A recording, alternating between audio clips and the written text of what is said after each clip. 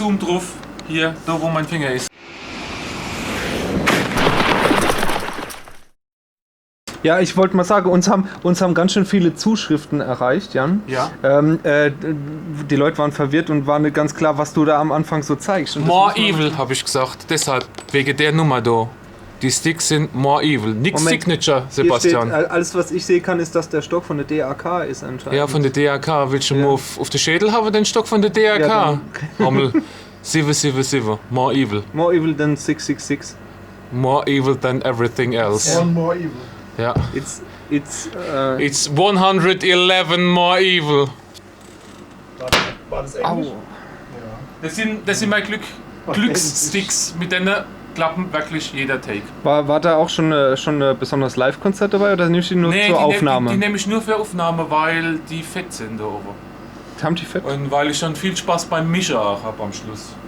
Was war das andere, was du letzte Woche gemacht hast? Was ich gemacht habe? Was war das mit den Aufnahmen?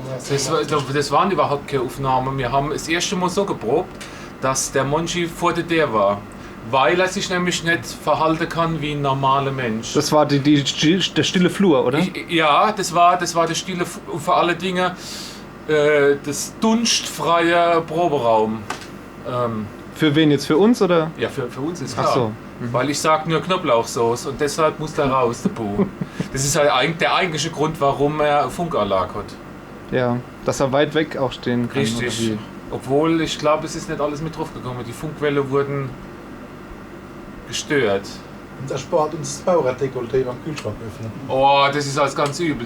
Der nimmt als extra nur Sind wir Getränke. neidisch. Der nimmt nur Getränke von ganz unten und dann siehst du erst so ein haarige Buckel und dann auf einmal kommt so eine Vertiefung. Der Heil Zielmann wäre neidisch. Mehr beschreibe ich doch nicht, ja. Ich habe auf der Kanare war ich im Zoo und da war ein Gorilla gesessen und da von hinten, gerade auf so einem Stell.